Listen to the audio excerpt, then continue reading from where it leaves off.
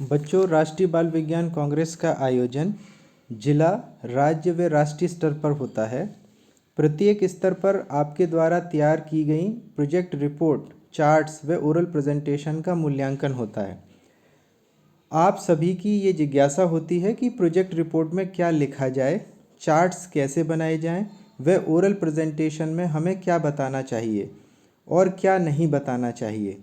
इस वीडियो के माध्यम से हम आज सीखेंगे कि चार्ट्स कैसे बनाए जाते हैं और चार्ट्स पर क्या जानकारियाँ लिखनी हैं और चार्ट्स पर सूचनाओं का क्या क्रम होना चाहिए।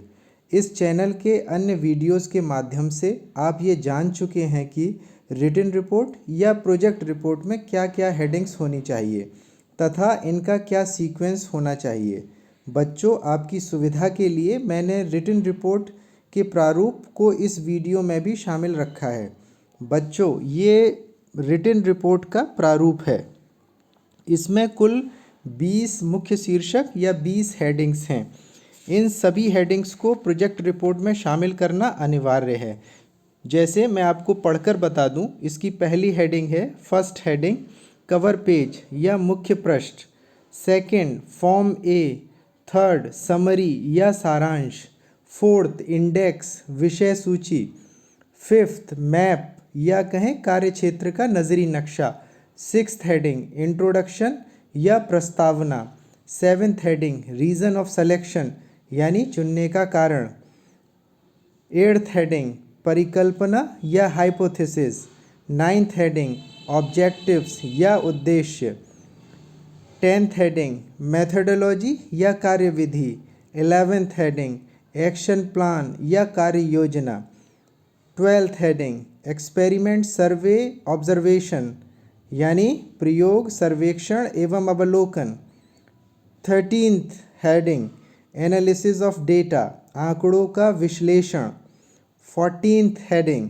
रिजल्ट एंड कंक्लूजन परिणाम व निष्कर्ष, 15th heading solution of problem समस्या का समाधान, 16th heading impact on society समाज पर प्रभाव, 17th heading follow up action भविष्य की कार्य योजना, 18th हेडिंग एक्नॉलेजमेंट या आभार प्रदर्शन, 19th हेडिंग रेफरेंसेस या संदर्भ, 20th हेडिंग इनक्लोजर या संलग्नक।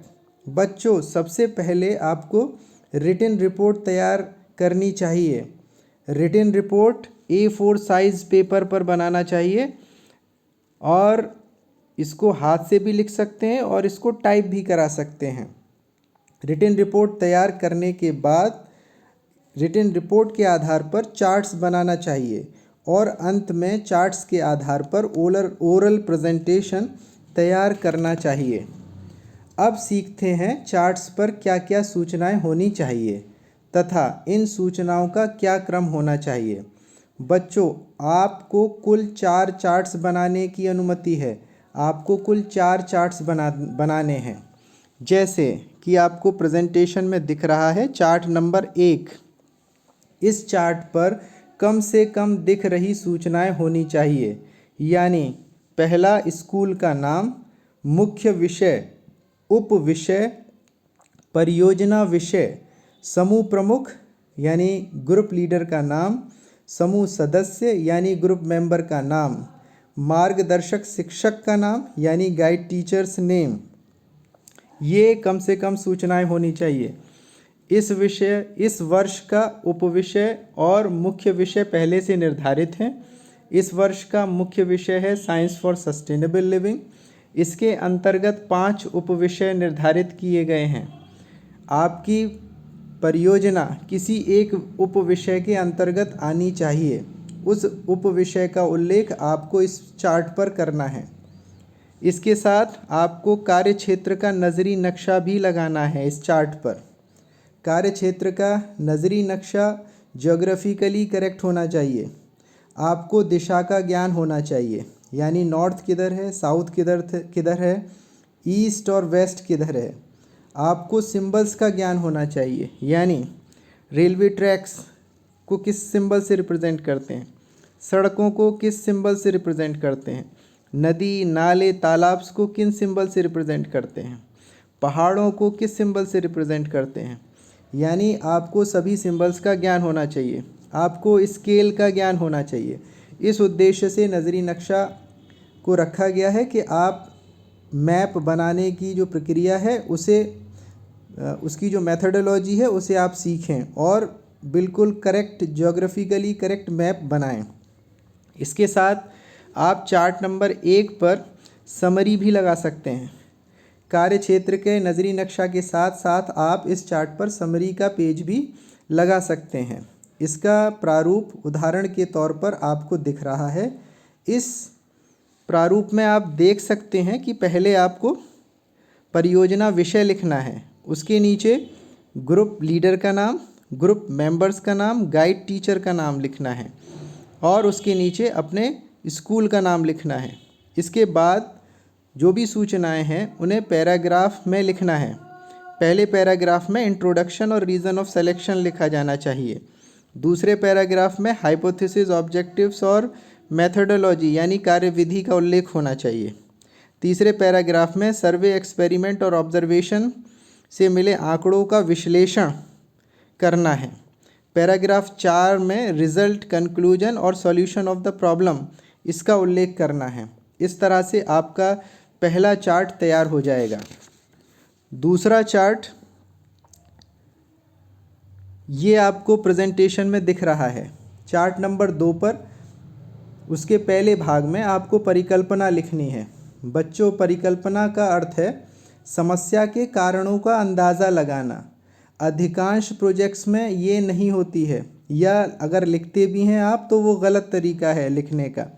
इसे पॉइंट वाइज लिखें और ये जान लें और सीख लें कि परिकल्पना क्या है और परिकल्पना कैसे लिखी जाती है। इसे पॉइंट वाइज ही लिखना चाहिए। इसके बाद चार्ट नंबर 2 पर दूसरा भाग है उद्देश्य या ऑब्जेक्टिव्स। परिकल्पना के आधार पर उद्देश्य निर्धारित करना चाहिए और ये भी पॉइंट वाइज लिखना चाहिए। इस पर तीसरा भाग है मेथडोलॉजी या कार्यविधि, या कहें एक्सपेरिमेंट का प्रोसीजर, सर्वे का प्रोसीजर, ऑब्जर्वेशन का प्रोसीजर लिखना है। तीसरे भाग में प्रत्येक उद्देश्य की कार्यविधि लिखनी है।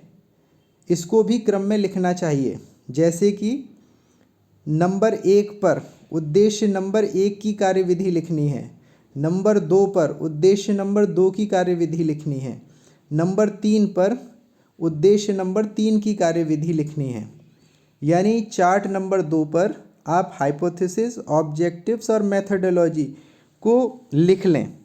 इस तरह से आपका चार्ट नंबर 2 तैयार हो जाएगा और फिर इसके बाद आपको चार्ट नंबर 3 तैयार करना है। चार्ट नंबर 3 की हेडिंग है एक्सपेरिमेंट, सर्वे एंड ऑब्जर्वेशन। ये वही हेडिंग्स हैं जो आपकी प्रोजेक्ट रिपोर्ट्स में थी। प्रयोग, सर्वेक्षण एवं अवलोकन। आपने कार्यविधि में जो एक्सपेरिमेंट किए या सर्वे किए या ऑब्जर्वेशन किए, इन तीनों मेथड से आपको रॉ डेटा मिलेगा। रॉ डेटा मीन्स यदि आपने एक्सपेरिमेंट किया तो जो भी रिज़ल्ट आया वह आपके लिए रॉ डेटा है। यदि सर्वे किया, जो आंकड़े मिले वह आपके लिए रॉ डेटा है। जब आप इस रॉ डेटा को टेबल्स में ऑर्गेनाइज कर देते हैं और ग्राफ व डायग्राम्स की मदद से रिप्रेजेंट कर देते हैं तो raw data is converted into a meaningful data. इस भाग में केवल आपको टेबल्स, ग्राफ्स व डायग्राम्स बनाने हैं। ओरल प्रेजेंटेशन के समय आपको इन टेबल्स, ग्राफ व डायग्राम की मदद से आंकड़ों का विश्लेषण करना है। जैसा कि आप चार्ट नंबर 3 को देख पा रहे हैं, इसमें मैंने भी सिर्फ टेबल्स को शामिल रखा है और उन टेबल के आधार पर सामने जो ग्राफ बन सकते हैं उन ग्राफ्स को शामिल रखा है। यानी इस चार्ट पर पूरे परियोजना में, प्रोजेक्ट रिपोर्ट्स में जो भी डेटा मिला आपको, उस डेटा को टेबल के फॉर्म में करना है आपको और इस पर रिप्रेजेंट करना है in the form of graph, in the form of diagram. तो इस चार्ट पर टेबल्स होंगे, ग्राफ्स होंगे और डायग्राम होंगे। इस तरह से आपका चार्ट नंबर 3 तैयार हो जाएगा।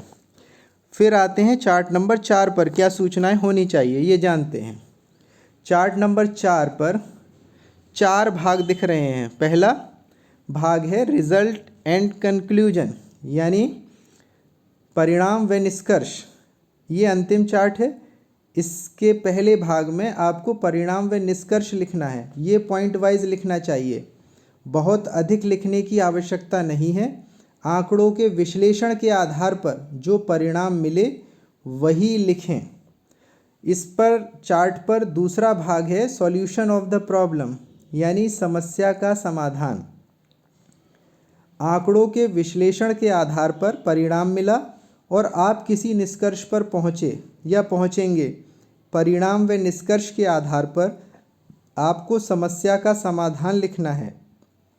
यहाँ पर भी बहुत अधिक लिखने की आवश्यकता नहीं है। जो भी लिखना है टू द पॉइंट लिखना है, पॉइंट वाइज लिखना है, स्पष्ट लिखना है। इस चार्ट पर तीसरा भाग है रेफरेंसेस या संदर्भ। बच्चों, आपको ये जानना बहुत ज़रूरी है, जो काम आपने किया है, जो डेटा आपने इकट्ठा किया है, उसे कहते हैं प्राइमरी डेटा। जो डेटा आपका नहीं है लेकिन आपने अपनी प्रोजेक्ट रिपोर्ट में उस डेटा को शामिल किया है, चाहे वो चार्ट्स हों, चाहे वो टेबल्स हों, चाहे कोई टेक्स्ट मटेरियल हो, यानी वो किसी और का है, आपने अपनी प्रोजेक्ट रिपोर्ट में उसे शामिल किया है, तो उसकी व्याख्या, उसका उल्लेख करना इस भाग में आवश्यक है। यदि आपने अपनी प्रोजेक्ट रिपोर्ट में किसी अन्य की सूचनाओं को लिखा है तो उसका उल्लेख पॉइंट वाइज करें। किसी वेबसाइट, बुक, मैगज़ीन से डेटा लिया है तो इसका उल्लेख करना आवश्यक है। इस भाग को भी पॉइंट वाइज ही लिखें। इस चार्ट का चौथा व अंतिम भाग है इनक्लोजर या संलग्नक। इस भाग में आपको फोटोग्राफ लगा सकते हैं, न्यूज़पेपर की कटिंग्स लगा सकते हैं, जो ये प्रूफ करते हों कि आपने अपने साथी के साथ मिलकर कार्य किया है। दैट इज़, ये भाग कम से कम दो चीज़ों को प्रदर्शित करता हो। पहला टीम वर्क और दूसरा प्रूफ ऑफ वर्क, यानी आपने ये कार्य किया है। जब 4 चार्ट तैयार हो जाएं तो चार्ट्स की मदद से ओरल प्रेजेंटेशन की तैयारी करें। आने वाले 2 वीडियोस में मैं आपको सिखाऊंगा कि ओरल प्रेजेंटेशन कैसे तैयार करें। इवैल्यूएशन के समय इवैल्यूएटर्स आपसे क्या पूछ सकते हैं, इवैल्यूएशन के समय क्या क्या चेक किया जाता है। इन वीडियोस का नोटिफिकेशन आपको मिल पाए, इसके लिए इस चैनल को सब्सक्राइब कर लें। थैंक यू बच्चों, फिर से मिलते हैं।